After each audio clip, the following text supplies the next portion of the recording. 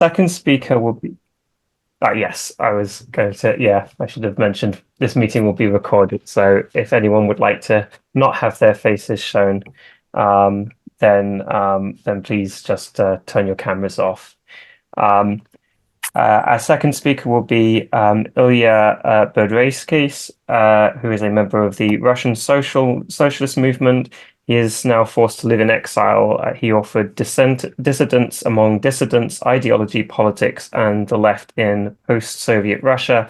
And our third speaker will be Paul Le Blanc, who is the author of Making Sense of Russia's Invasion of Ukraine and contributed to other books published by Resistance Books, Workers in Power, and Marxists Against Stalinism, a debate between Mandel and Chris Harman.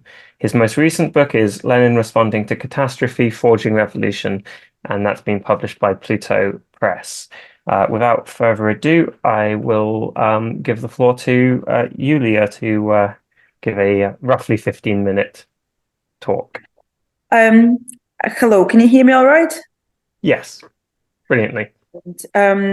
Thank you very much for organizing this. Thank you for the introduction. And I look forward also to hearing what Ilya and Paul have to say. This is a really nice book, as already Fred said.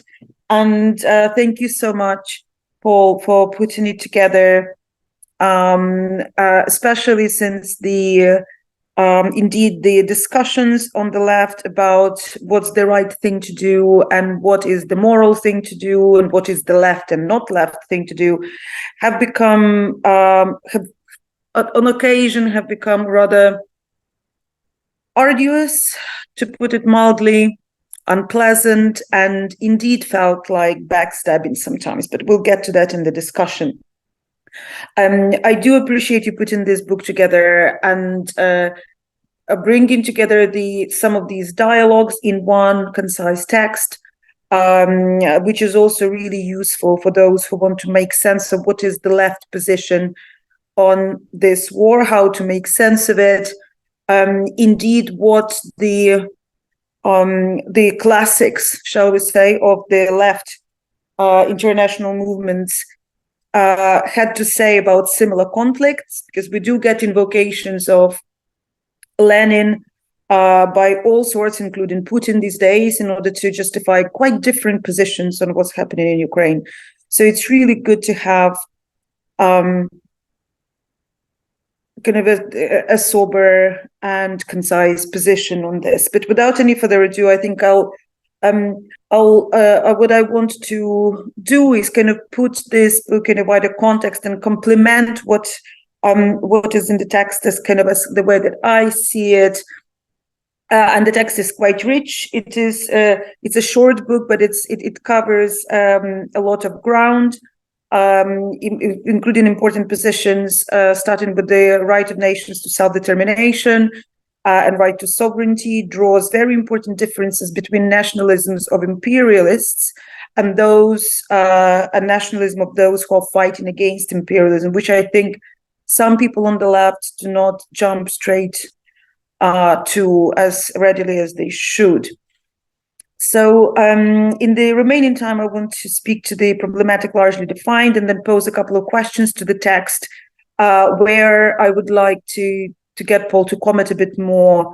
There's a couple of items specifically on the legitimacy of Russia's response to NATO expansion as they saw it. I would like to tease out a bit more, and hopefully we'll have a productive conversation.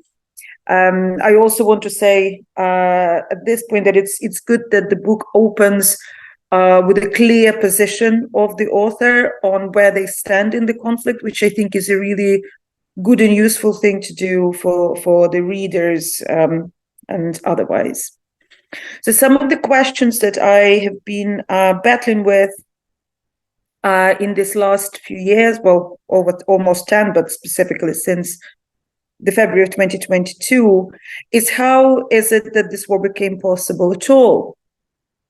We are looking at new imperialism and neocolonialism becoming more commonplace in world politics, and too many of us on the left were surprised about the scale of the war that Russia unleashed. And that went to, that can be said about activists and about academics alike, because perhaps certain conflicts that we thought belonged to history didn't indeed. And that has to some extent to do with some romantic feelings towards what USSR was, to an extent, poor understanding of what Russia has become since USSR fell apart, and numerous other issues that some of which I will speak to, some of which we can probably get to into discussion. Too many of us, I feel, have become too comfortable or disempowered to ignore conflicts unless they confront us personally. And here I talk about sort of politically minded individuals rather than specifically those who are activists on the left. But unfortunately, of course, as this war proves us, wars are not just aberrations that we do not like to have in our lives, but sadly they are a historic norm, and each generation has to fight to not let them be. And one cannot achieve peace once and then expect it to last forever. Another key question on war and the multipolarity drive internationally that we see away from the principles of the Second World War, of universalism specifically, it arises from our need to understand that actually, despite many declarations and appellations to international universalism, very few people actually could enjoy those human rights and social securities that sometimes get declared on behalf of international community we have achieved. Because for the world's majority, the declarations of rights remain declarations, and they didn't quite translate into social rights and securities. And when you have such fundamental injustices lying around, so to speak, you will have conflicts emerging sooner or later. And indeed, quite a few of them were happening. It's just not on this scale and not in the heart of Europe, too close to home for too many. So until we build a world, in my mind, where there is a palpable universality, the wars will keep coming back. And the post-Second World War international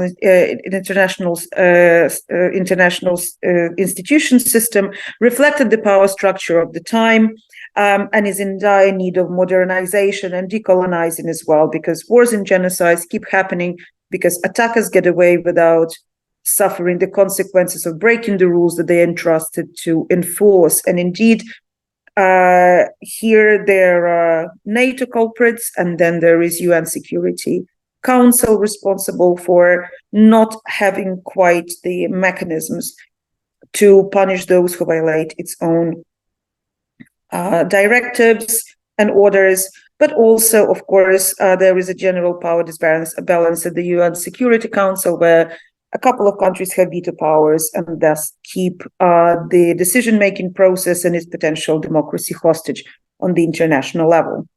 So we need the decolonization of international infrastructure of institutions, and we need decolonization of knowledge, and sometimes obliteration of ignorance, because, of course, as I already mentioned, Ukraine and Russia are not unique here in the fact that they are not understood well enough, their relationships have not been studied well enough, and specifically on the left, not least because too many were too excited about the fact that there was a Bolshevik revolution and a potential of spread of international socialism from USSR. That sort of romantic feeling towards Russia got inherited, and Putin has really abused it since he came to power. But I'm sure Ilya will speak more to that. Sorry, Ilya, I'm not trying to kind of put you on the spot, but you know about these themes more than I do.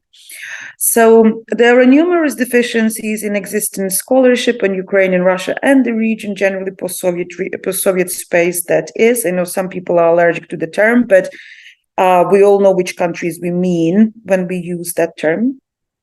And of course, other countries around the world suffer from that, from those deficiencies of scholarship and knowledge of what is going on inside those countries amongst activists.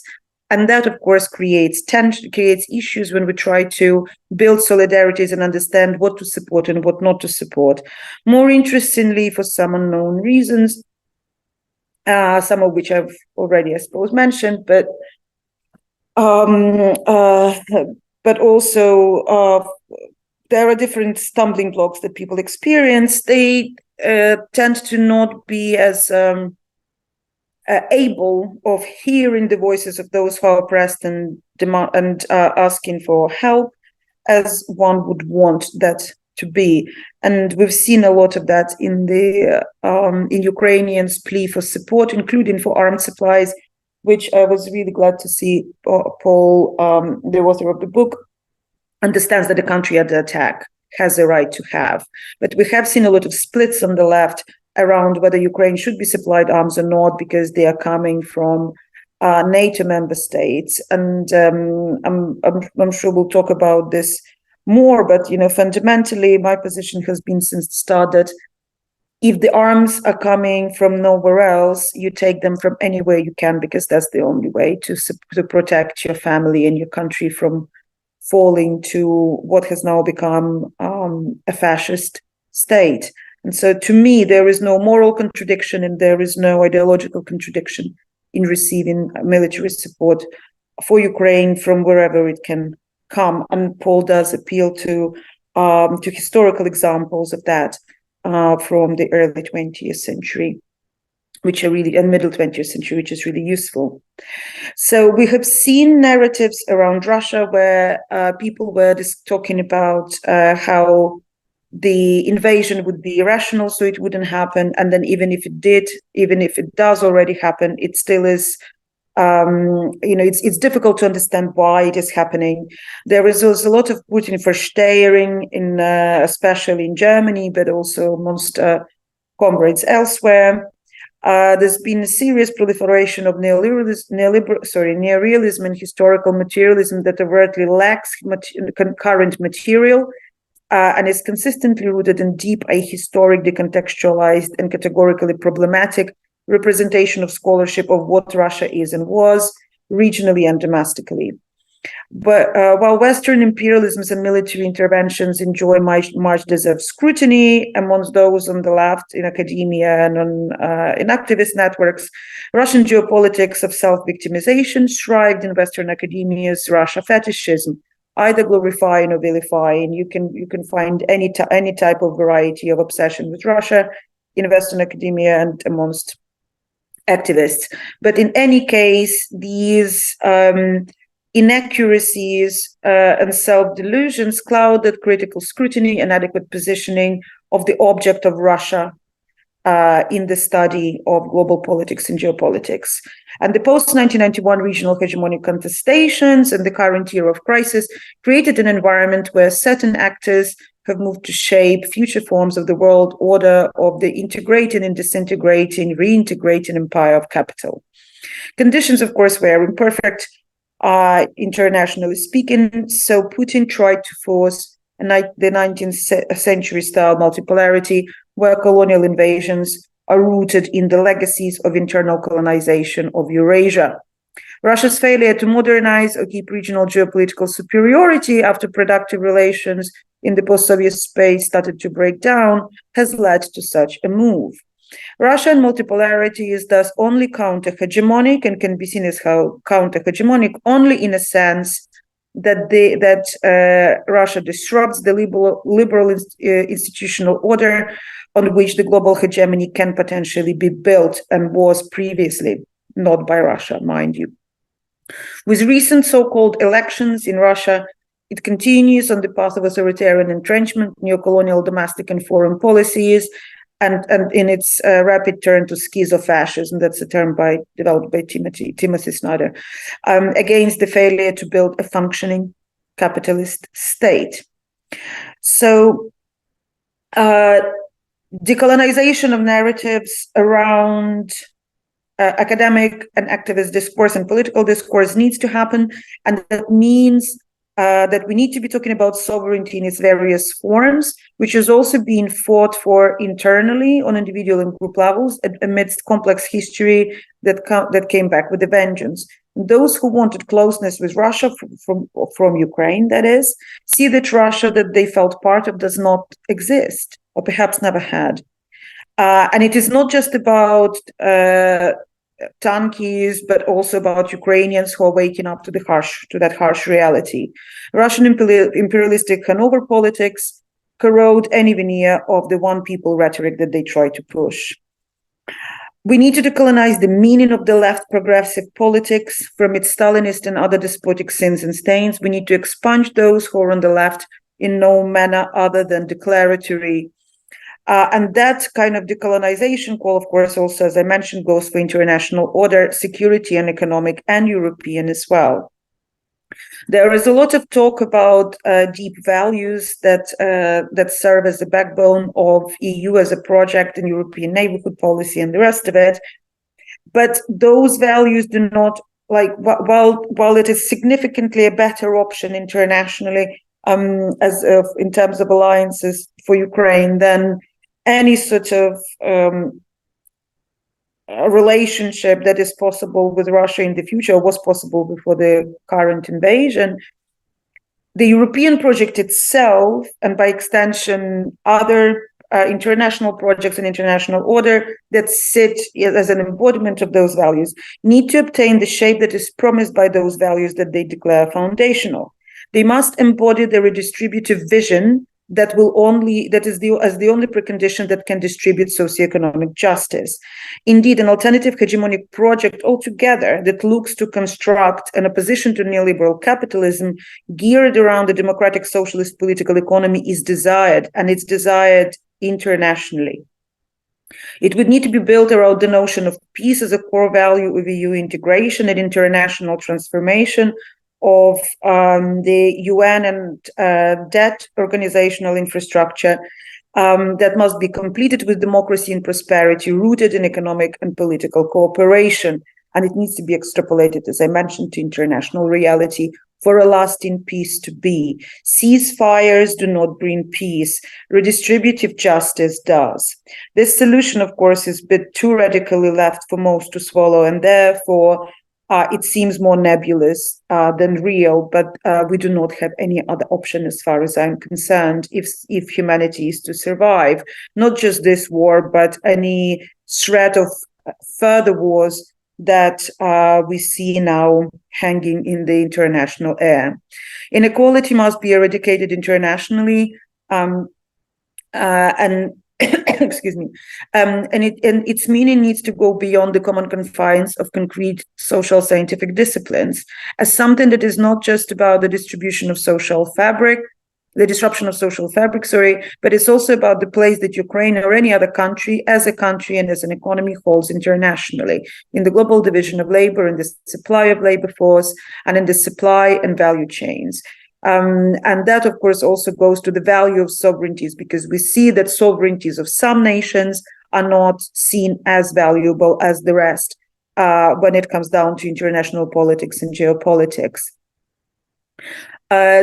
This eradication of inequality is also something that was on the agenda after the Second World War, when organizations such as international labor organizations were discussed, because there was an understanding that without eradication of inequalities internationally and emancipation of labor and some sort of social security guarantees, there can't be justice. Of course, the promise that was in those discourses didn't fully materialize to the extent that is necessary. That also is partly to do with why we have such inequalities and escalation of militarized competition internationally.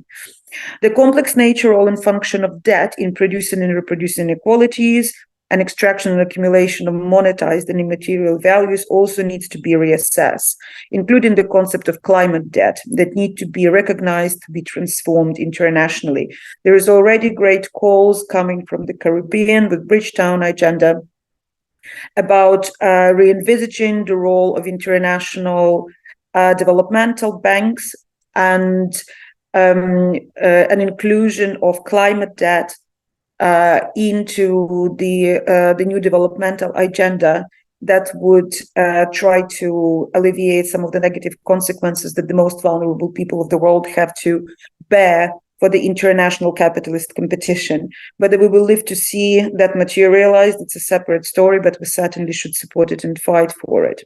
Conceptualization and eradication of inequality is closely linked with social constructiveness of value in economic systems and their perversion in the capitalist system, the variants of which dominate global economy presently, where nominal value or price domination it dominates over the use value and bequest value of goods, services, and nature, and the effective inadequate market pricing and provision of foundational goods and services are also skewed. I will round. Oh yeah, I've got one sentence. So I think in this, what we have seen in this war now, that is largely that has completely destroyed the economy, that has contaminated land. The Ukraine is the most mined and contaminated place on earth now, as countries go. It cannot survive without aid and assistance from abroad. It's a largely crowd-funded war, and Ukraine is one of the most indebted countries in the world by now. This is all the capitalist struggles come to their crux in one location, and in a kind of weird roundabout way, they also allow it also allows us to see where, like in a weird lab experiment, where the worst of the capitalist expressions come to the front in one place. So the fundamental injustice around climate and debt tests the limits of the possible in the world order, and it urges us all to work together on the left to build connections and fight back, including finding an answer to the a left answer to the international security question. If we do take a position against NATO as an extension of the militarized capitalist force, what options do or should countries who are attacked have? We need to have a left answer to that question. I will finish with this question to Paul.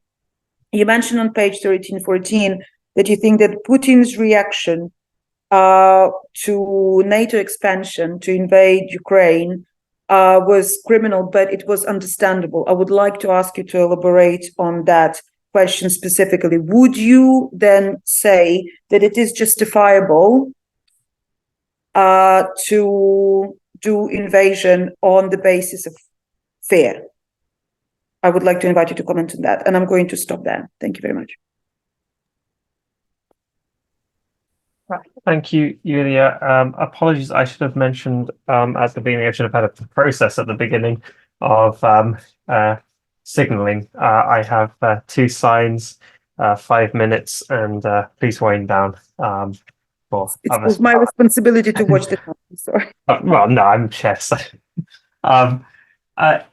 Ilya, would you like to take the floor?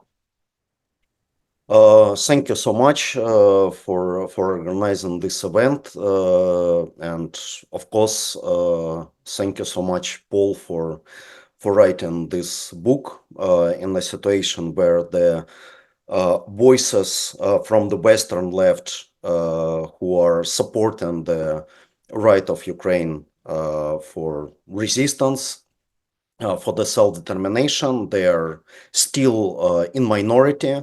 And unfortunately, we, as left, provided mostly with the quite different answers about the sense of this war, which are mostly justifying Putin's invasion. And I think it's very important work to summarize the main arguments in defense of Ukraine's right to resist, especially coming back to the very classical anti-imperialist and national liberation arguments from Lenin and Marxist tradition in general. And in fact, now we see, from my point of view, a situation of the spread of the double standards among the many of the left who actively defend the right of Palestinians to resist colonialism, to resist occupation, but deny the same right for Ukrainians. So I think that we should stress this kind of contradiction in their position. So now I will probably give a very brief overview of what we are facing by now, especially from the side of Russia. So this war is already continuing for more than 2 years, and Russia and Russian government is very clear and very open in their desire to continue this war until it will reach its final goals. So since the Russian budget is still mostly based on the oil profits, and the prices, the oil prices, they're still quite high, and they're probably getting higher because of the escalation in the Middle East. So Russia is absolutely able to continue the war, to lose some 100,000 people, Russian soldiers, every year, to sacrifice them for this final goals of this war. And I think that it's very important to understand that if we are talking about Russian imperialism and the imperialist nature of this war, of this invasion, we should remember that imperialism, the very notion of imperialism, could not be reduced to the pure economic interests, to the pure kind of rational understanding of some interests of the Russian capital, divided from the political nature of the invasion. So I think that in this war from the side of Russia, we faced a rebirth of the very old roots of the imperialism as such. The idea that the state should expand, that the state should annex as more as possible new territories, that the very expansion is the form of existence, is a form of life of the state. And in fact, if you came back to the very first conceptualizations and first explanations of imperialism, such as famous book by Hobson, you can find this like political element, which was in imperialism, which was also stressed in the analysis of imperialism. So that's why you can say that the reason for this invasion was rational from the economic point of view, and also from the perspective of the so-called realist IR analysis of the war. You can't say that there was any true immediate threat from NATO coming from the territory of Ukraine, and even according to the so-called realist school and such important representatives of the school as John Mearsheimer,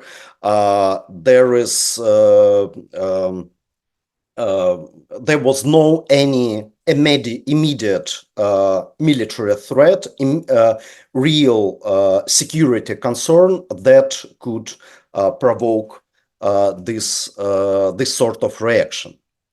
So the other important element of the situation is the internal transformation of the Russian regime since the start of this war, because I think that the aim of Putin was in the same time external and internal. So for him, the war against Ukraine is not only war of annexation, is not only war of colonization, but it's also a civilizational war. So it's a war based on some values. And Russia represents values which are different from any sort of universalist, democratic values that are, according to the view of Putin, represented by Ukraine. So, in this sense, the internal opposition in Russia regarded by Putin's regime as the other, let's say, front line, as the other enemy or the other face of the same global enemy, of the same ideological danger. So since the beginning of the full-scale invasion of Ukraine in February 2022, Russian regime changed significantly.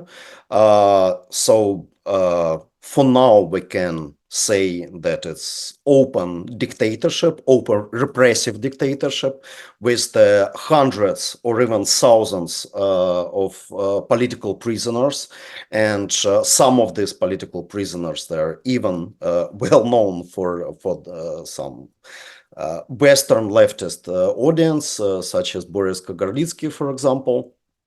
But for the moment, the Russian regime, in terms of internal repressions, is much more brutal than, for example, the late Soviet regime under Khrushchev and Brezhnev.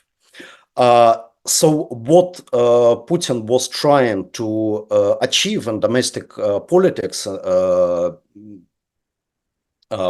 since the beginning of invasion, it's not just a problem of the popular support, but also a very ambitious task of the transformation of the Russian society, of the Russian state, into the, let's say, some new type of totalitarian model with what Putin called the consolidated society,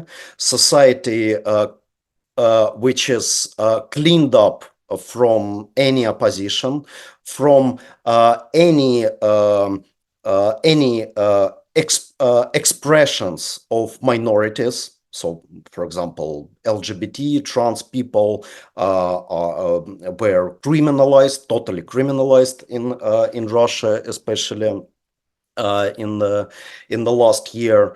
So we see that in Russia there is some new political model is starting to appear, which is not just a product of unique Russian history, which is not a product of unique Russian experience.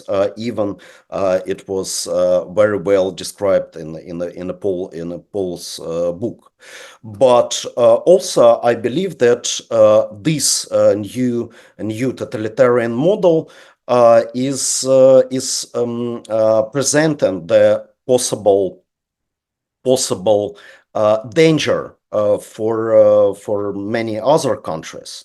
And now we see that Putin is somehow leading the far right international, the international of the various authoritarian proto-fascist movements in Europe, and Putin's Russia is kind of presenting the model for all these movements of how the current societies could be transformed into this new totalitarian way. So probably the last important thing to mention is that, as was rightly pointed by Yulia, any ceasefire will be not real end of this war, because this war for Russia is not just a war for some territories in Ukraine, but it's also a war for the very principles of international politics. So I'm pretty sure that all of you, or many of you, saw this famous interview with Tucker Carlson, where Putin actually was asked the same question: "What is the sense of this war?" And probably Carlson was expecting to hear something that it was a threat of NATO, or Russia had some security concerns and something like this, some kind of rational answer that could sound understandable for the Western and American audience. But Putin answered in a different way. So he provided a huge overview of the history of the last 1,000 years, probably, in order to explain that the reason for this war is the fighting for historical lands that historically belonged to Russia because of some history coming from the centuries ago, and that bring the new idea of how the international relations could be organized.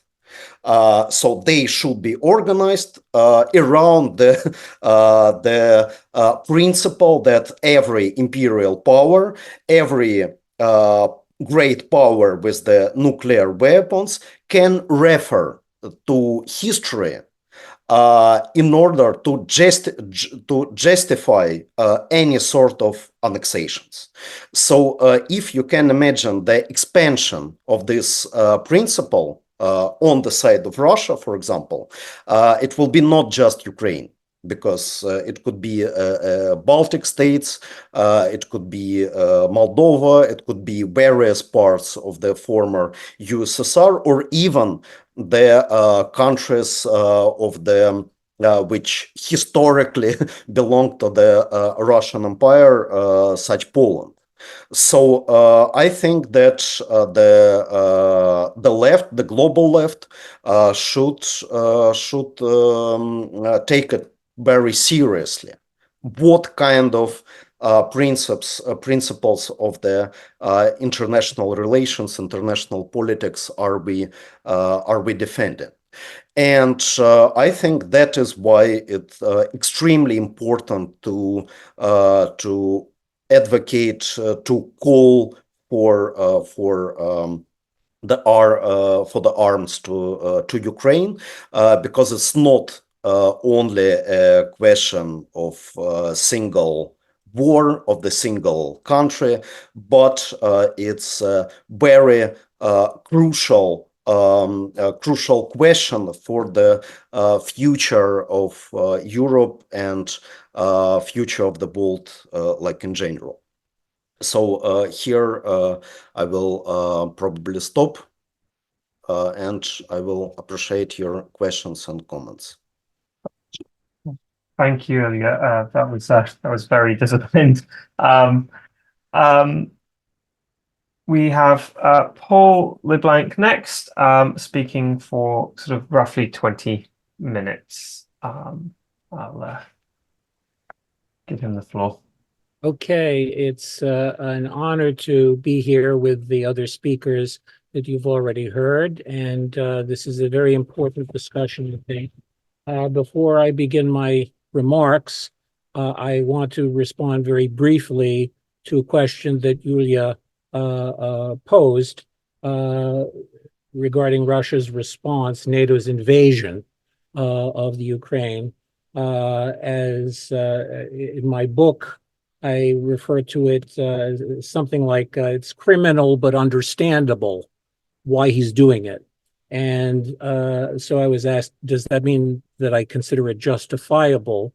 And the answer is no, no, absolutely not. From the ideological perspective that Ilya just laid out, from Putin's standpoint, it's understandable that he would be in favor, but it's not justifiable.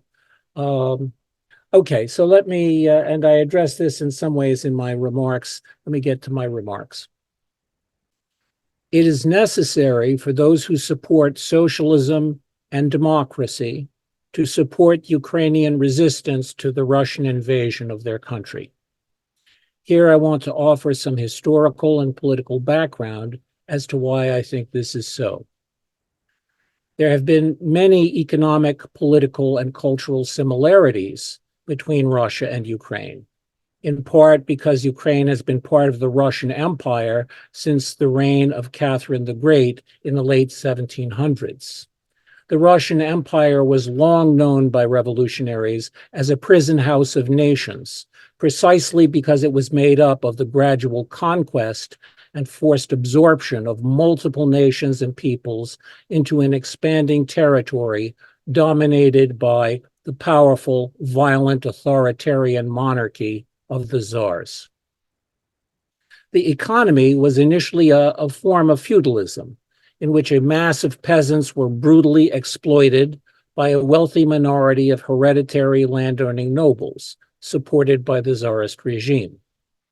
In the course of the 19th century and into the early 20th century, the czars also sought to advance a process of capitalist industrialization throughout the empire to make Russia more competitive economically and militarily in the global power struggles of the time. This had the unintended consequence, however, of helping to generate socialist and labor movements that were increasingly drawn to the banner of Marxism, and which culminated in the Communist Revolution of 1917, led by Lenin and his comrades, which, after a 3-year civil war, replaced both feudalism and capitalism with what many hoped would blossom into a socialist economy. Instead, as the regime of Lenin gave way to that of Stalin, a bureaucratic authoritarian order dominated most of what had been the Russian Empire, including what is now Russia and now Ukraine. A state-controlled command economy drove forward through brutal means the modernization of the economy of what became known as the Union of Soviet Socialist Republics, the USSR. Despite the economic gains of this new system, it was beset by deep-rooted contradictions and instabilities. These were related to the oppressiveness of the bureaucratic system with its systematic violations of human rights and popular aspirations. It was also related to ongoing hostility and economic rivalry from highly advanced capitalist sections of the world.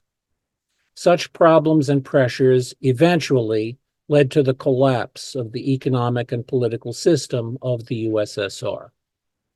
One aspect of this collapse was a resurgent nationalism, which caused the breakaway of oppressed territories out of the old prison house of nations, leading, for example, to the independence of Ukraine in 1991. The collapse also involved elements in the upper strata of the bureaucratic dictatorship, embracing a transition back to capitalism, while taking what had been publicly owned resources and wealth into their own hands. The rise of these capitalist oligarchs occurred throughout the disintegrating USSR, in Ukraine and Russia alike. The economy of both has been privatized, giving rise to domination by these self-interested economic oligarchs. This is combined with breathtaking corruption and soaring inequality. at the expense of the great majority of Russians and Ukrainians. Such capitalism in the period of the Russia-Ukraine war is the dominant mode of production on both sides. Some elements in the nationalist resurgence in the former USSR had connection with old versions of extreme right-wing, authoritarian, racist, often anti-Semitic nationalism prevalent throughout Eastern Europe, very much including in Ukraine and Tsarist Russia. But while this was antithetical to Marxist and communist ideology, since the collapse of communism, it has sometimes taken the form of neo-fascist and neo-Nazi ideologies and organizations, particularly on the war front and on both sides. Serious analysts, however, note that this is marginal, as would make sense given the horrific experience of the murderous Nazi onslaught during World War II. On the other hand, there are significant differences between the Putin and Zelensky regimes, as well as one significant similarity, and that similarity is that neither is worthy of socialist support. We can look first at Russia. When Boris Yeltsin displaced the reforming communist leader Mikhail Gorbachev, leading to the destruction of the USSR, he introduced transition policies marked by corruption, chaos, and the downward spiral of the economy and of Russian living standards. This was accompanied by the ballooning power of the oligarchs. Out of this catastrophic situation, Vladimir Putin came to power, imposing a so-called managed democracy and a regulated capitalism. The oligarchs were cut down to size, forced to follow new rules set by Putin's state. Putin and those close to him were able to secure their hold of colossal wealth. But in order to justify the increased centralization of political power and to provide an ideological rationale for an increasingly unified Russian state, they voiced the conservative ideals from the old Tsarist order: orthodoxy, autocracy, and nationality. By orthodoxy, such ideologists referred to the dominance of the Russian Orthodox Church. By autocracy, they referred to a despotic regime that does not tolerate challenges to its authority and makes use of brutally violent Cossacks and other repressive forces to intimidate critics and crush all serious opposition. By nationality, they referred to the aggressive domination of a vast empire in which all ethnic groups were to abandon their distinctive cultures and languages, adopting instead those of a unified Great Russia. Putin has explained his outlook in terms such as these.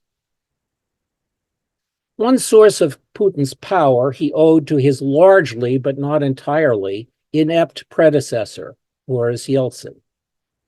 Yeltsin found himself challenged in his inegalitarian and corrupt policies of capitalist transition by a semi-democratic parliament established in the wake of communism's collapse. With support from the army, he rode roughshod over Russia's parliament, finally physically assaulting it and ordering its dissolution. He pushed through a new constitution that created an authoritarian executive branch of government to enable him to rule by decree. This paved the way for Putin's later mode of operation, prevalent today.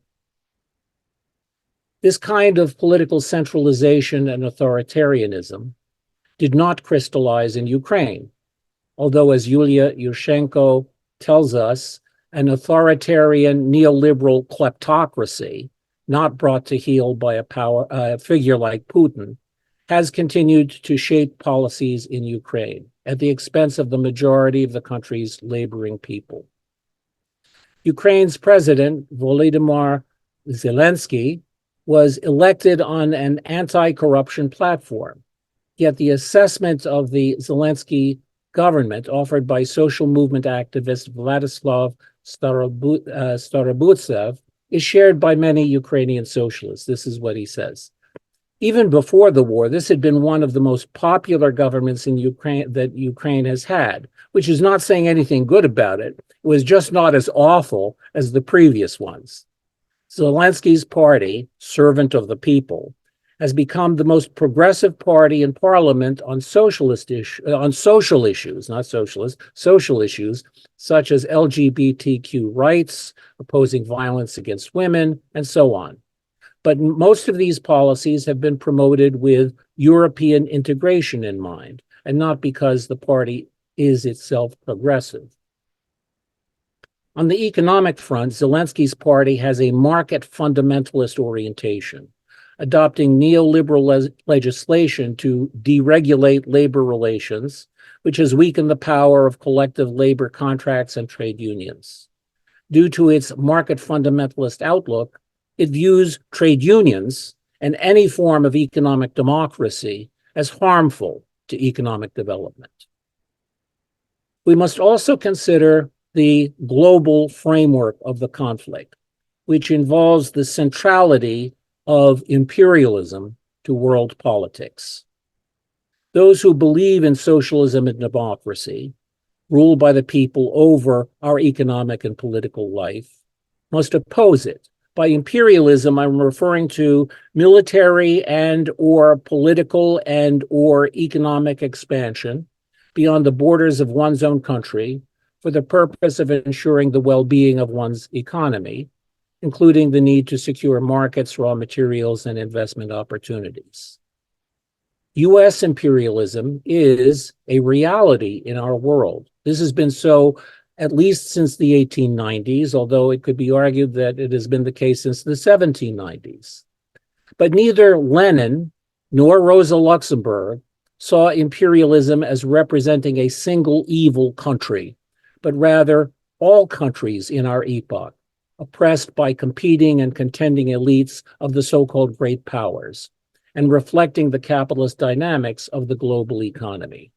Both Lenin and Luxemburg saw imperialism very much including both the United States and Russia, and that remains the case today. Focusing for a moment on US imperialism, one must understand that a key imperialist instrument is the North Atlantic Treaty Organization, NATO. It is a military alliance designed in 1949 to contain and push back the threat to capitalist interests represented by the Soviet Union and possible revolutionary insurgencies. Yet another instrument of capitalist expansion and stability has been the European Union, the EU. Both NATO and the EU figure into a shrewd analysis developed by US political scientist John Mearsheimer, an influential critic of recent US foreign policy. He asserts that US policymakers have moved forward to include Ukraine in the West to make Ukraine a Western bulwark on Russia's border. He sees NATO expansion and EU expansion as seeking to make Ukraine into a pro-American liberal democracy at the expense of Russian power interests. There are irreconcilable differences between Mearsheimer's liberal realist outlook and the revolutionary socialist approach of Lenin, which influences my own approach. I want to conclude by describing what amounts to a debate between Mearsheimer and Lenin. Mearsheimer notes that the US power elite, when finding itself in a similar situation to that of Putin today, has overthrown democratically elected leaders in the Western Hemisphere during the Cold War because we were unhappy with their policies. This is the way great powers behave. This is a quote from Mearsheimer. He sees as reasonable, therefore, Putin's desire to install in Kyiv a pro-Russian government, a government that is attuned to Moscow's interests. He believes that the US government and the Russian government can and should negotiate in a way that respects each other's interests and work out a compromise consistent with those interests. Lenin's revolutionary Marxist approach is different from that of Mearsheimer. He emphasizes the reality of class conflicts, refusing to blur all classes together with the governments of their specific countries. The foreign policies of the great powers are always in the interest of privileged and wealthy elites and at the expense of the laboring majorities. He absolutely rejects the right of great powers to insist on having their way. Mearsheimer tells us, in an ideal world, it would be wonderful if the Ukrainians were free to choose their own political system and to choose their own foreign policy. But, he admonishes, in the real world, that is not feasible. The Ukrainians have a vested interest in paying serious attention to what the Russians want from them. They run a grave risk if they alienate the Russians in a fundamental way. No, Lenin responds. In an ideal world, the Ukrainians would have the right to self-determination, for a free and independent Ukraine, for political and economic democracy, and a decent life for all. True, in the real world, such things are not feasible. But instead of bowing to one's oppressor, one should demand the impossible and fight to make what is ideal the new reality. This will mean fighting against Putin's invasion, just as it will mean fighting against Zelensky's neoliberalism. And one thing more, among the Russians, there are people like us who hunger for political and economic democracy and a decent life for all. And there are such people among the Western Europeans, among the peoples of the Americas and Asia and Africa. The struggle must include all of us if we are to have a truly ideal world. I want to conclude by adding a few extra minutes to my presentation in order to take up a very important question, and that is, where will the Ukrainian freedom fighters get their arms? They will get their arms wherever they can, however they can. Otherwise, their fight for freedom will inevitably go down to bloody defeat at the hands of their oppressors. This life or death question has come up time and again down through history, and freedom fighters sometimes acquire such arms from rivals of their oppressors, even from sources representing the opposite of what one is fighting for. One of many examples can be found in the American Revolution of 1775 to 83. Money, arms, and direct military support from the French monarchy helped anti-colonial revolutionaries in North America to break free from the British monarchy. Some argue that imperialist powers provide such assistance to manipulate the situation for their own advantage. Absolutely, that is what imperialists always do. But revolutionaries and freedom fighters also seek to manipulate the situation for the advantage of their cause. This leads to my final point. It would have been a mistake for American revolutionaries, in exchange for French assistance, to violate revolutionary principles by integrating themselves into the French Empire, just as it would be a mistake for revolutionaries of today to integrate themselves into NATO. But it is not a mistake and a life and death struggle for freedom fighters to accept weapons from either the French monarchy of 1778 or from nations belonging to NATO today. If the cause of revolutionaries and freedom fighters is just, they will be inclined to struggle for victory by any means necessary. That's my talk. Thank you. Thank you very much, and completely within the time frame you gave as well. So thank you. Thank you to all three speakers for, I think, what everyone will agree, were incredibly thoughtful and thought-provoking contributions. I will now take questions from anybody in the meeting or contributions in general. How long should I time them, do you think, Susan, Fred? Roughly. 3 minutes or so. Yeah, that's great. 3 minutes. Okay, so if you can try to keep within 3 minutes, if you go a little over, obviously, that's okay. Rowan, are we going to take a round of questions and comments, and then we, the speakers, can respond, and then another round and so forth? Yeah, I'll start with about, say, 4 questions, unless one of them is very involved, in which case I'll go to the speakers. We have Art Young, who's raised their hand, so if you'd like to speak, 3 minutes. Hi. I'd like to thank all 3 of the speakers for their very interesting and thought-provoking in some ways contribution, and particularly thank Paul for his, as usual, very clear presentation of the issues we face. I'm in full agreement with Paul, what Paul has laid out. But my question is for Yulyia or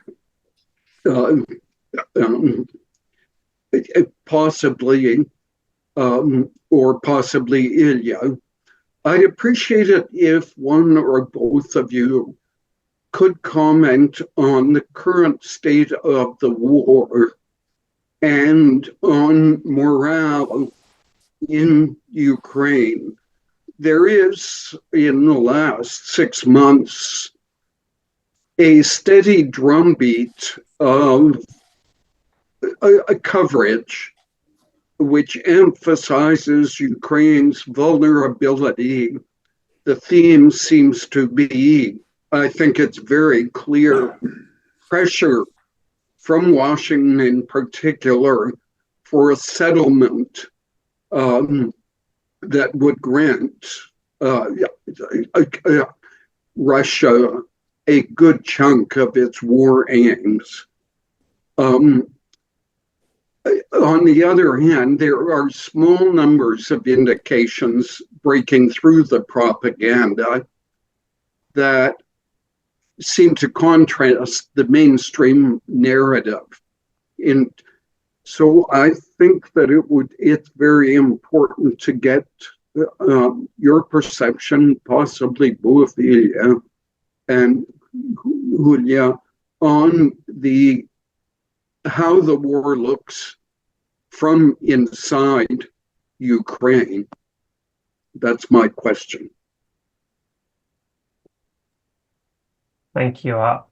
We have Bob Williams-Findlay, if you'd like to ask your question. Yeah, I have 2 points. The first point is that, in my opinion, the next 6 months, we are going to see a certain increase in activity by Russia, who will want to try and make sure that they have an even greater hold on territory prior to the US presidential election. That's my first point. Second point also relates to the US election. That is, in my opinion, if Trump does succeed and gain power again in the US, that completely changes the dynamics of Russia and the US, because what you said was that the fascists are actually coming together in a united ideological and material way. And Trump's relationship with Putin will act to destabilize any support that Ukraine will get from NATO. That is my view. I'd like to hear your opinion on that. Thank you. We have Philip Ward.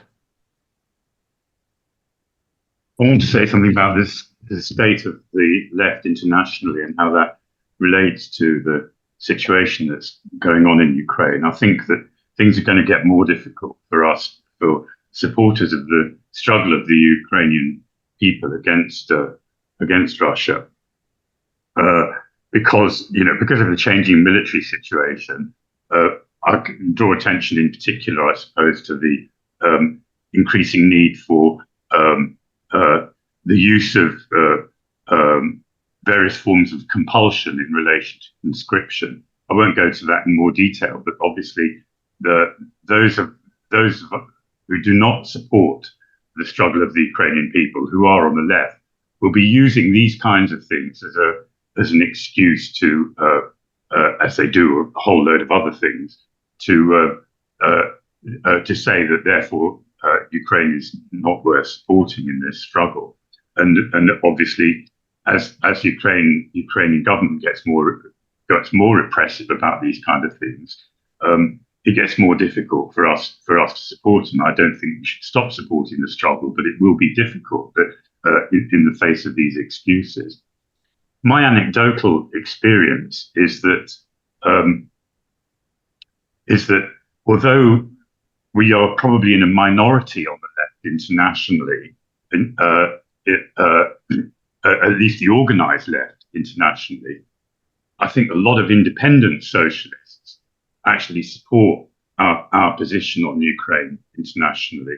And that I wondered if there was any scope in actually having some kind of effort to organize ourselves and to prepare for a more difficult situation in the face of what looks like a deteriorating military situation in this struggle. And I wondered if there are any ideas about, some form of international organization of people who have the right position both on Ukraine and Gaza, and actually making that a kind of focus for organization.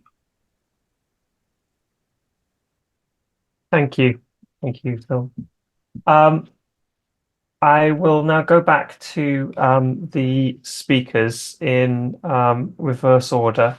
So starting with Paul, to sort of address these things, sort of roughly 3 or so minutes each. But obviously, if you need to go over a little bit in order to answer the questions, then I will take Fred and then I'll take myself. Okay. There were two questions that were particularly I felt referred to me. Art Young's comment, Art agrees with me, that's cool. And then he was posing questions particularly for Yulyia and Ilya, which I'm interested in hearing their responses also. Bob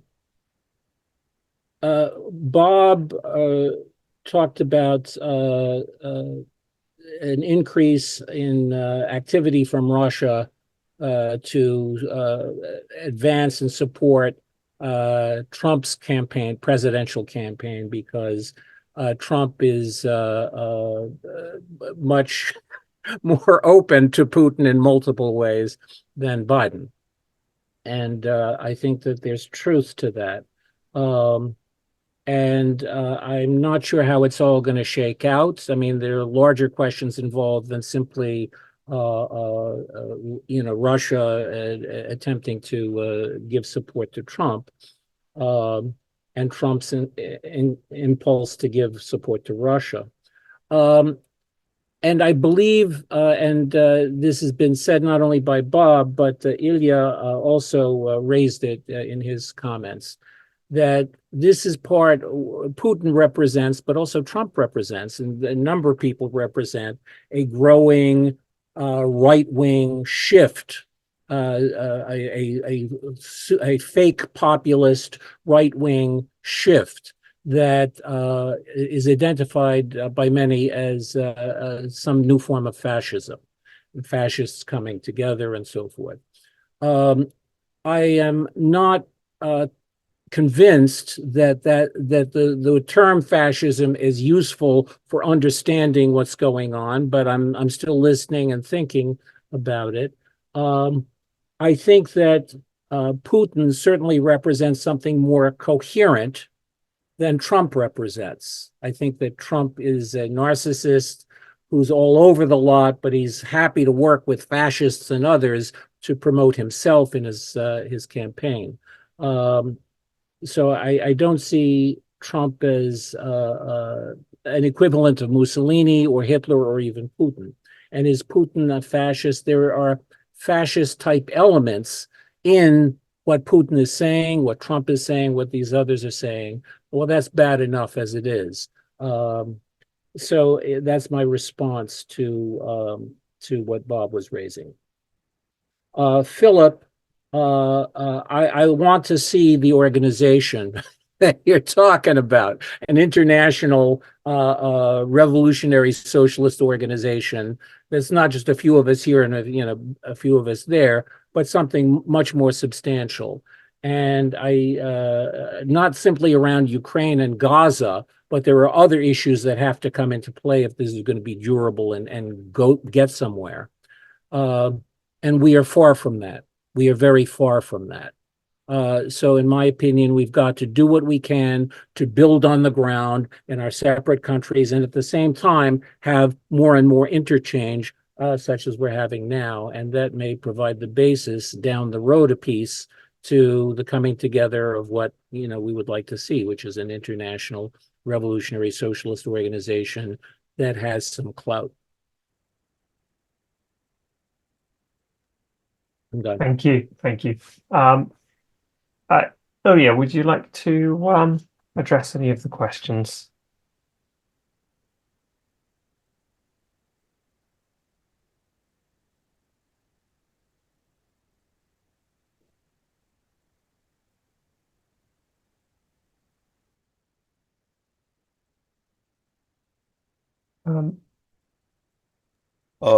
Yeah, so thank you. Maybe I will just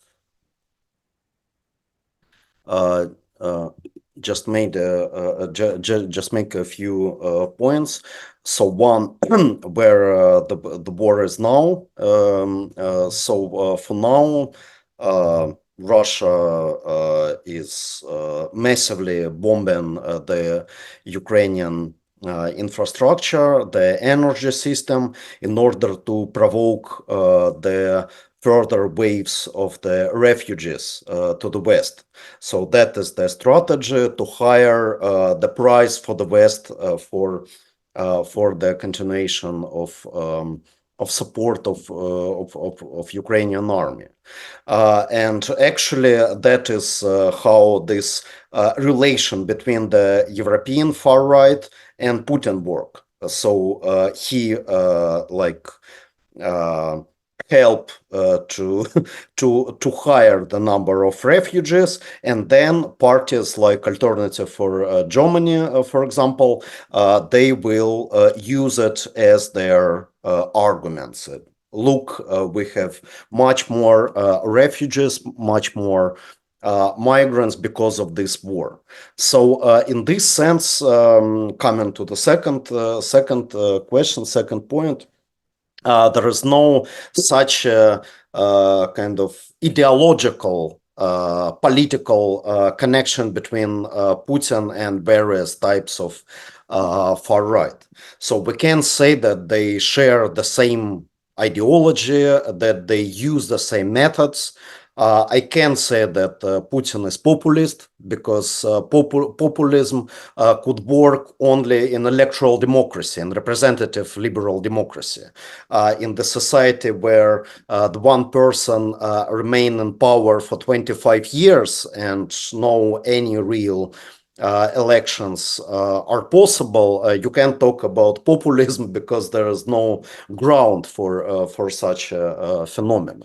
And of course, you can't talk about any coherent ideology, nor for Trump, nor for Putin as well, because what he is using is the kind of very eclectic mixture of the various reactionary ideas coming from the Russian reactionary tradition and from the Western reactionary tradition.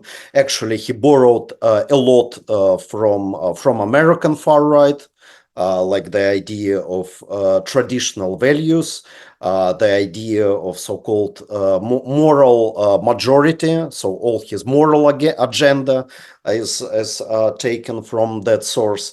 But if we are talking about fascism today, and that is referring Paul's comment, we should look not at the ideology, but we should look on the political form of the power in the state.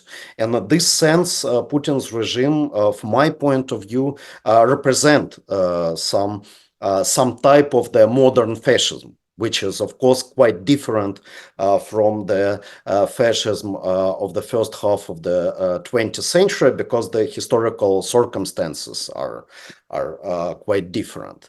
But what you have in Russia for now, this form of political regime, clearly show what could happen if this kind of reactionary political movements will come to power, and how they could transform the political regimes in their countries.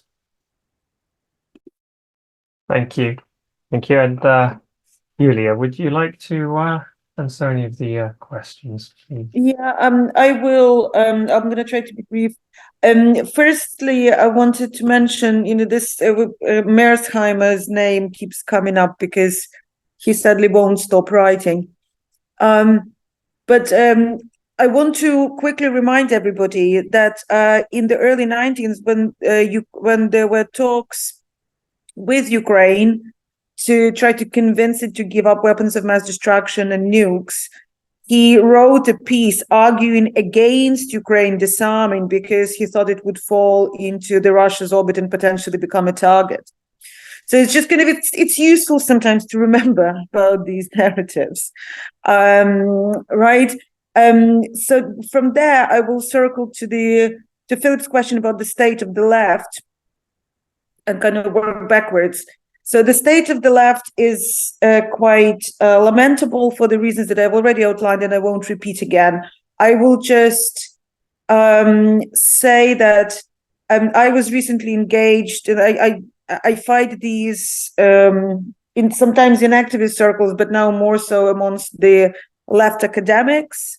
In my field, I've been recently engaged in an exchange with Andreas Bieler and Adam Morton, who've written a piece for a special issue in the Socialist Register that basically says that there is no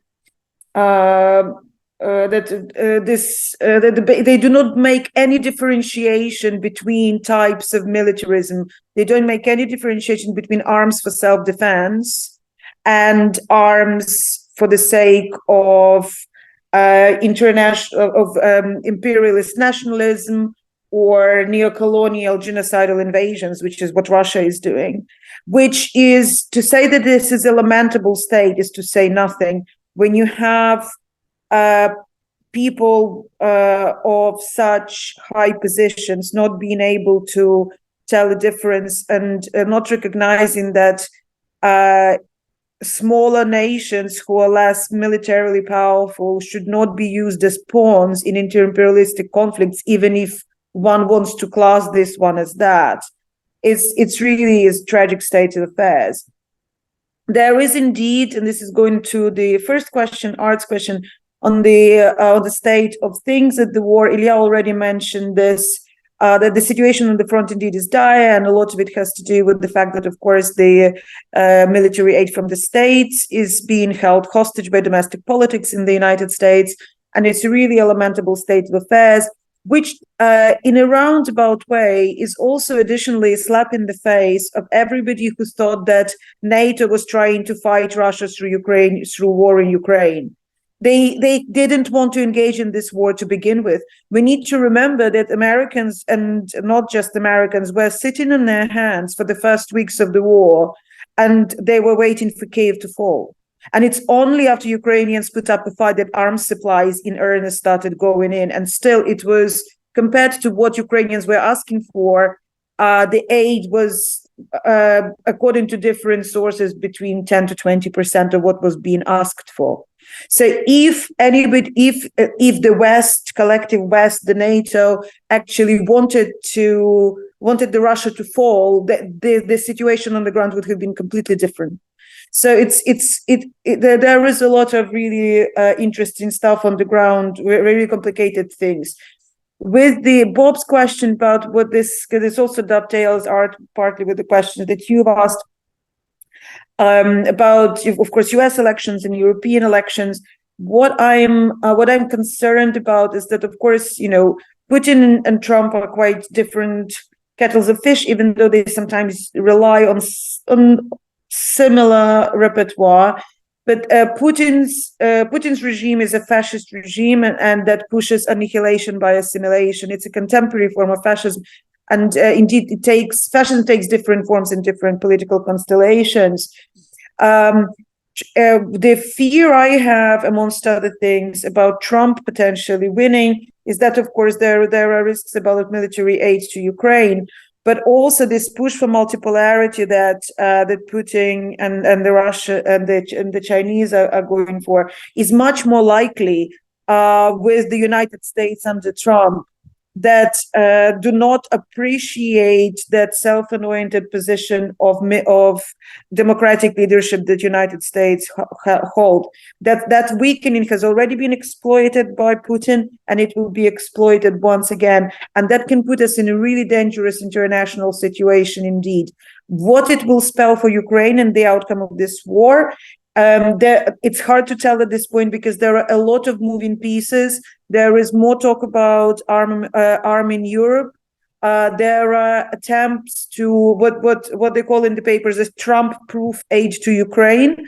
So I think, at this point, it's a bit early to say how things will play out.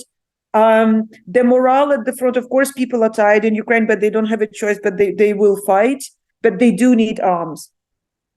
The thing is that no matter how tired people are, the choice is death or occupation, and that's a non-choice. So people have to fight, but we need to be all fighting in every single way we can for for proper armed support to Ukraine, because otherwise we are looking not just at, God forbid, a fallen country, but we're looking at a very ugly world and much more conflict ahead of us. Thank you. I will now take additional questions from Fred, then Christian, and then myself. Yes, thanks. Thanks for all the three speakers, and it's great for you to be here.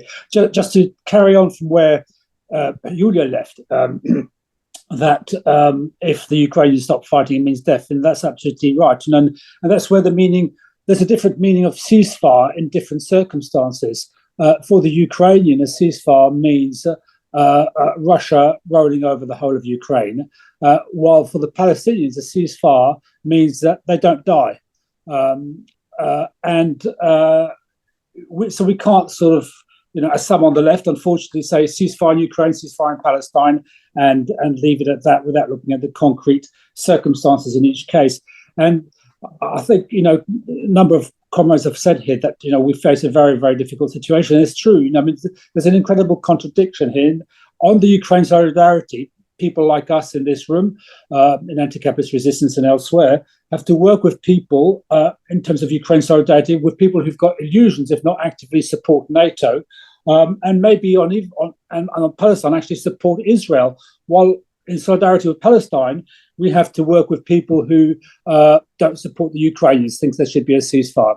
So I think our role is, as Paul was explaining, is to have a consistent anti-imperialism, that we're always with the oppressed wherever they are, and that we have consistent internationalism. And the way I explain it sometimes is to say, well, what would you do if you were in Ukraine? What would you do if you were a democracy activist in Hong Kong or whatever, right? And putting ourselves in those shoes should mean that we have the same approach, which is we're always with the oppressors and against the big powers, the oppressors, etc., etc. And so, what we've done with a number of other people, not just anti-capitalist resistance, on a couple of recent demonstrations and activities, is have a banner saying, in Ukraine and Palestine, occupation is a crime, and that's been well received. People come up and take photographs. We put out the leaflet of the common statements in solidarity with Palestine, and people actually reading it on a demonstration. Normally, when you get a leaflet, people just shove it in your pocket, and maybe they'll read it back home or whatever, right? But there, people are actually reading as they're walking along, because they say, "What do you mean, Ukrainians? Ukrainians support Palestine? They're not all fascist." And I think we're starting to see a breakdown in the reluctance of active solidarity and supporting the right of the Ukrainians to resist. At the beginning of the war 2 years ago, the left was controlled by the organizations of the left. The unions, the institutions were controlled by people who've got sympathies with, the ex-Communist Party, Stalinist, campus, etc.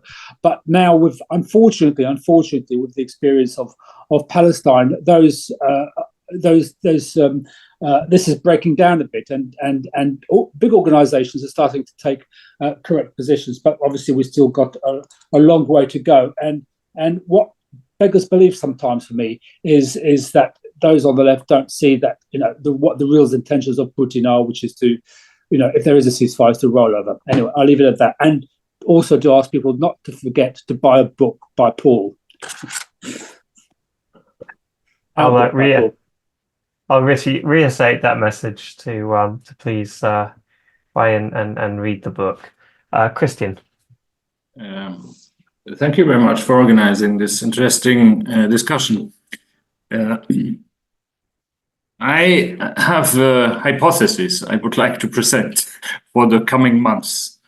Yulyia already mentioned some elements, Ilya as well, Fred just recently.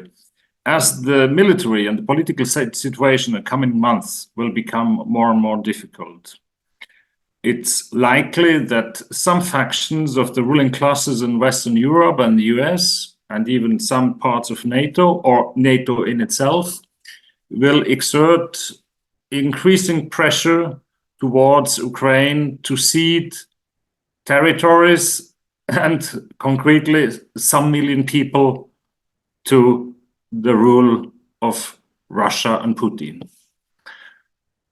This paradoxically means that this position, there will happen some kind of paradoxical convergence exactly with those on the left who already are telling this story now for 2 years, that that Ukraine doesn't have the right to get weapons.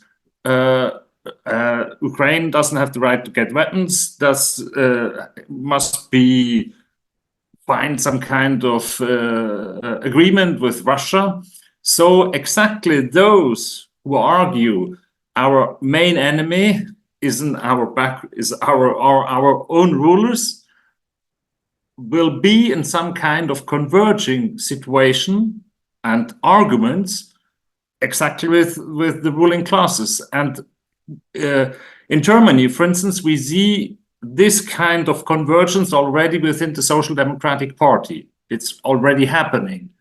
And even within, of course, nobody on the radical left will admit that, but in fact, this already happens. But what do you think about this kind of hypothesis? Well, because if this is true, this will create some further problems for us, but also chances. Thank you, Christian. I'm going to take Zbigniew before I take myself.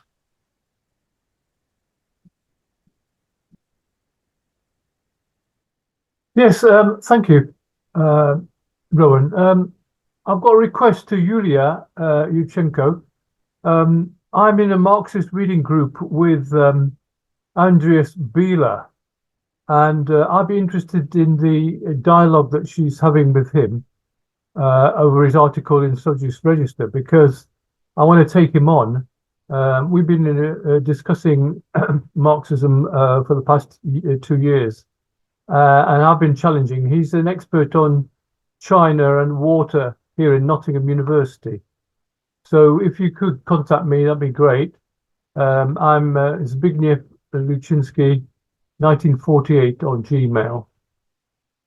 So the other thing is that also being as far as the international solidarity network. So we've got the European Solidarity Network with Ukraine, Adam Novak and Sebastian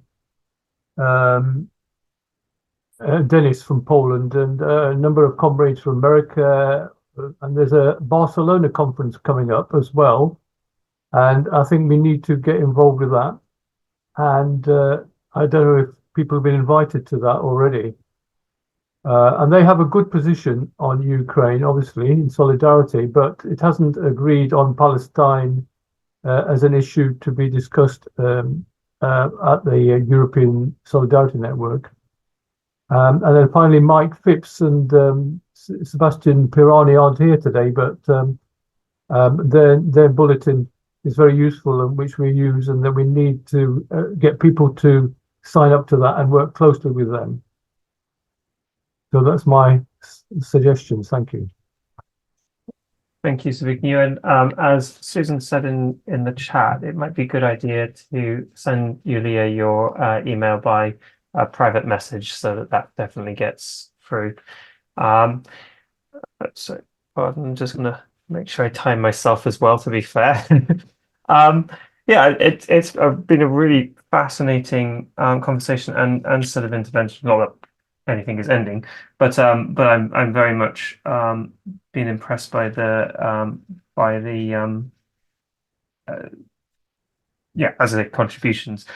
Ilya raised the sort of idea of Putin establishing a reactionary form of governance, and I am kind of taken to the formulation that this is a fascist regime and that these other forces are fascist. I think I would push back slightly at the idea that we need to get too concerned about what's going on in the minds of these particular leaders in terms of defining things as or not as fascists. I think the social forces they're mobilizing and the ways in which they're mobilizing them are far more important. And it's been a running theme, I think, of most of the contributions to emphasize agency in one form or another, the agency of the Ukrainians. The left in places like Britain has been negligent of heeding in its framing of the international situation, as they often are in other contexts.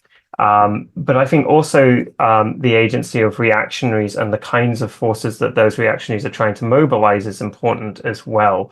This idea of fascism as just an entirely top-down thing, whereas in fact I think it's more of a historical process. It's in conversation with itself.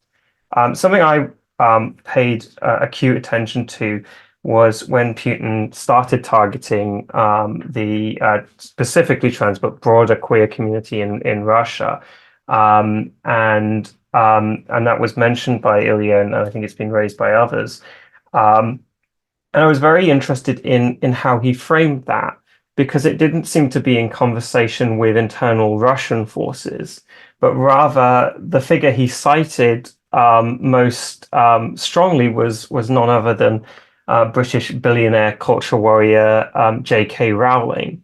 That seemed to be very much directed towards other reactionary forces in the world, towards the likes of Trump, Orban, Modi, as staking out that new kind of form of governance, as establishing a new model. And I think in his conversations, in Putin's conversations with Tucker Carlson over justifying the invasion of Ukraine in this sort of mytho-poetic, 1,000-year arc way, he was very much doing so again. I think those links are really important in terms of that conversation between these leaders, but also in terms of the reactionary forces they're trying to tap into around the world. And I'd be very interested if any of the speakers have thoughts on that. Thank you. And I guess I'll resume my role as chair. And I wonder if anyone else wants to ask a question before we return to the speakers, or if no hands go up there. Yeah, okay. In that case, I will take the speakers in the order of Ilya, Yulyia, and then Paul.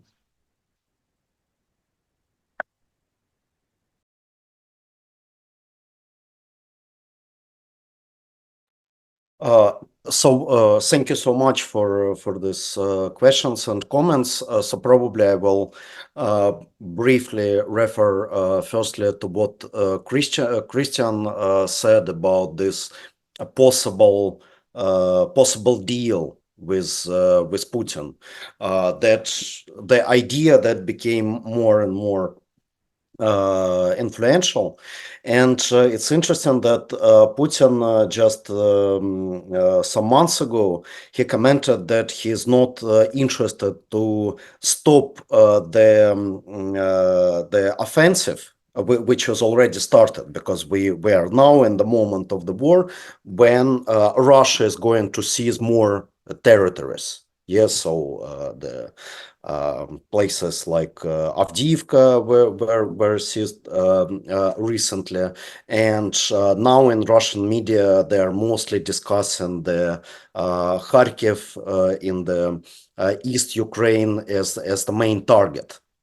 Odessa is also discussed, and Putin, in one of his recent interviews, he said that he is not interested in a sort of ceasefire that will fix the current front line, because Russia could gain much more.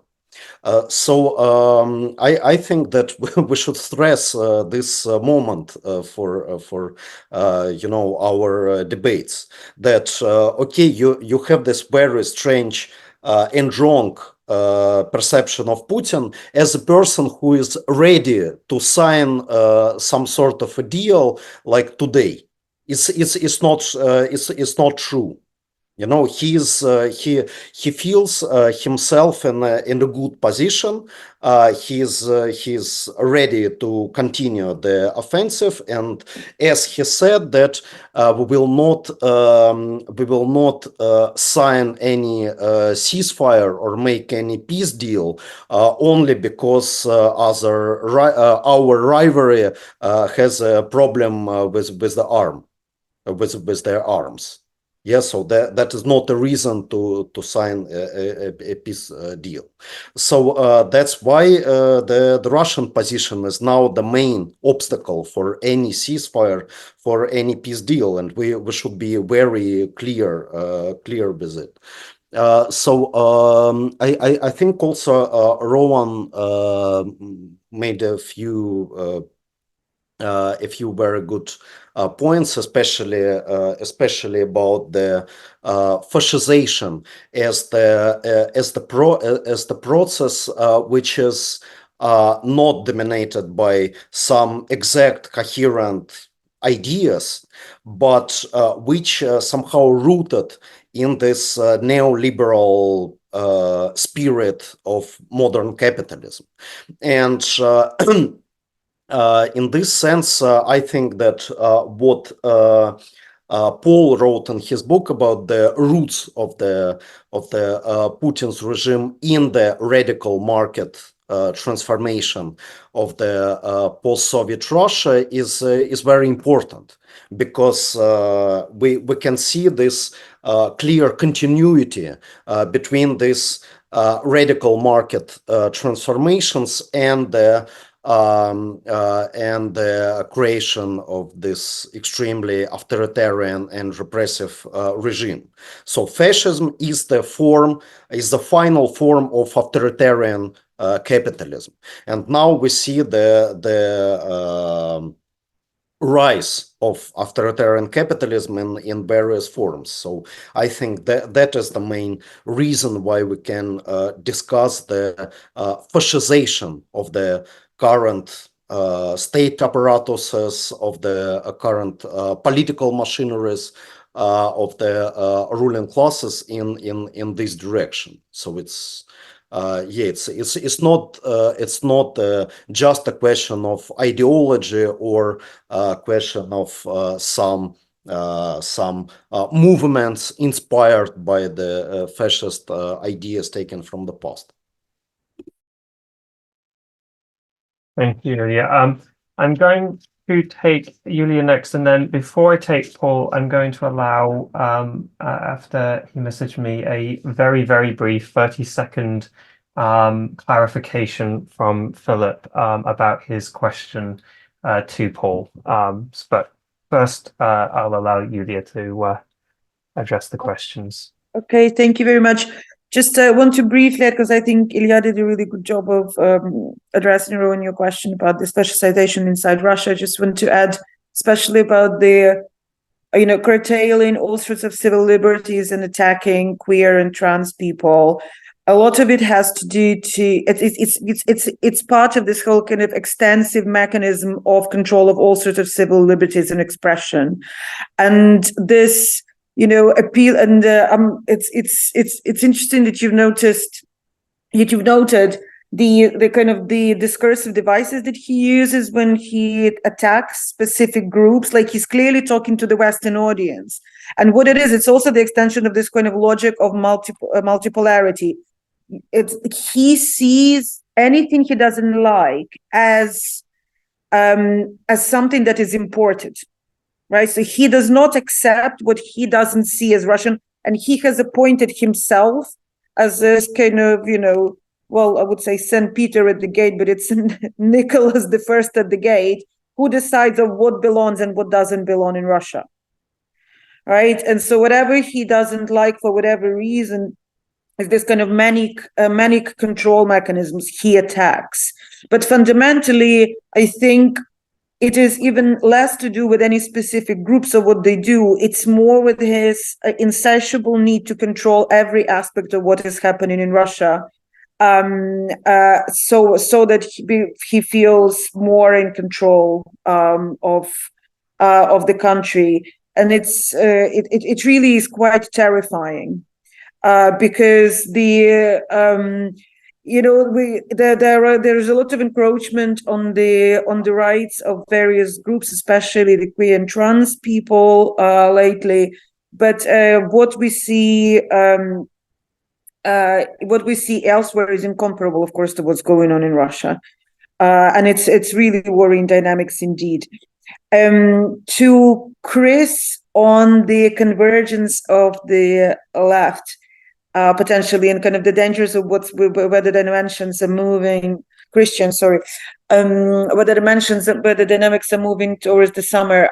I'm also extremely worried about the pressure on Ukraine to concede territory. There's been a lot of manipulation in political discourse. There are all of these narratives being pulled up that, oh, look, there's not been demobilization for a long time. Oh, look, the people are tired.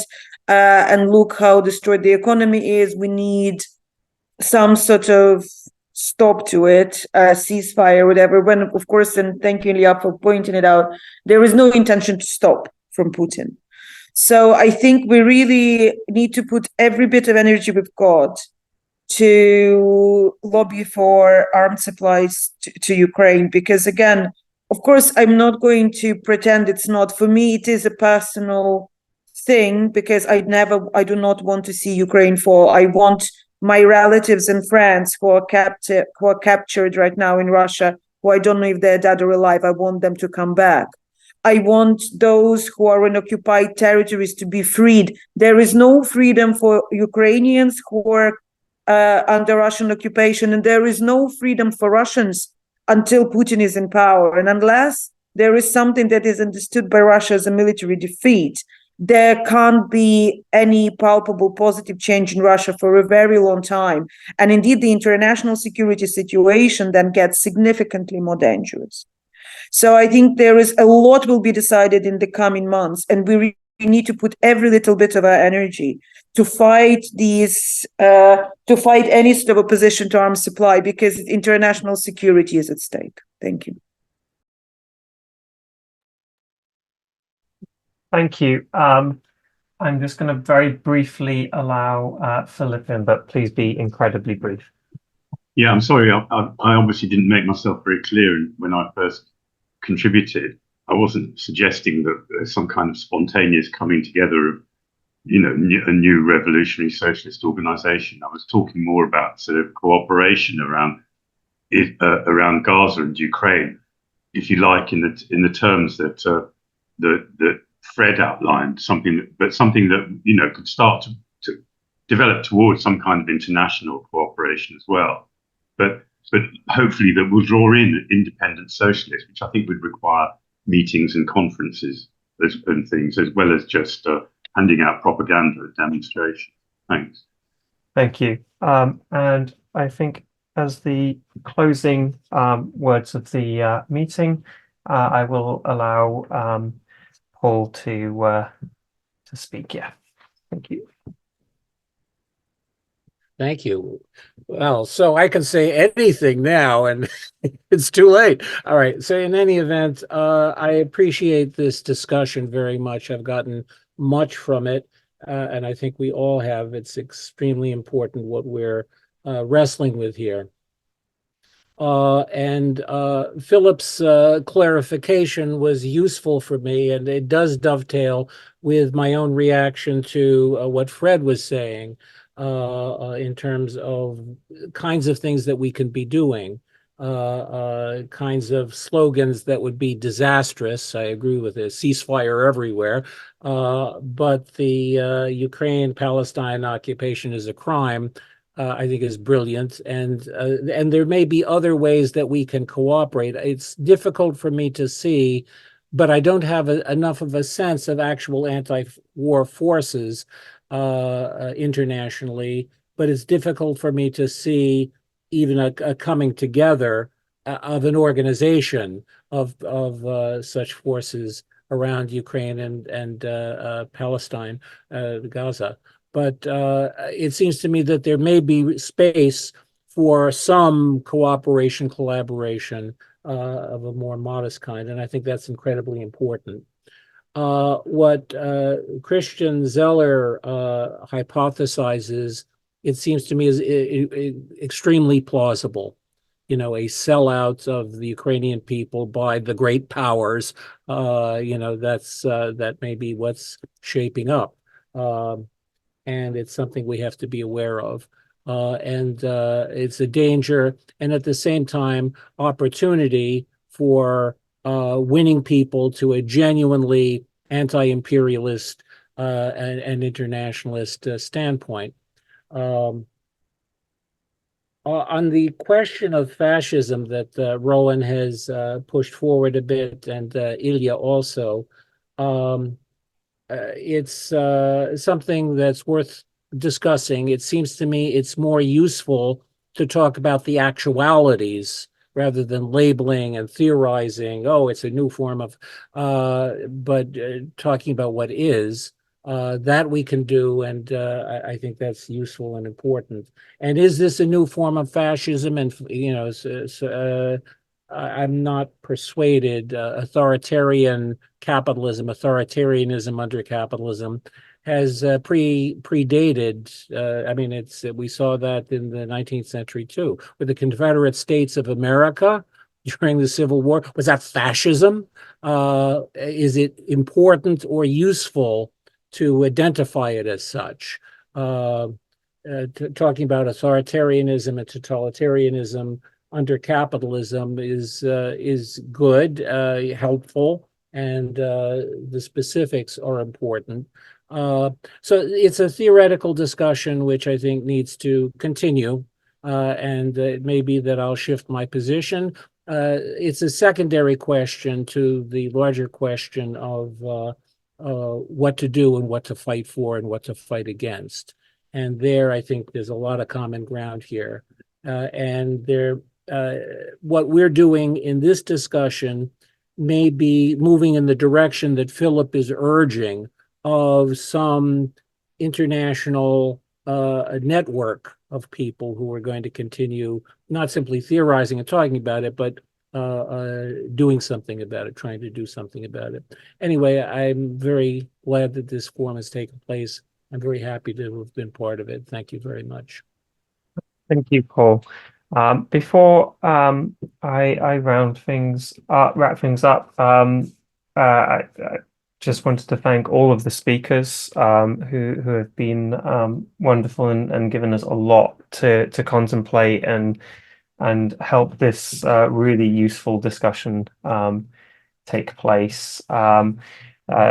This is an anti-capitalist resistance group, so if you would like to sort of see some of our ideas, and we obviously support a lot of the thought that has come out in this meeting, please visit our website. You can just sort of look up anti-capitalist resistance, and you should be able to find it quite well. And I would like to reiterate Fred's earlier plug for the book.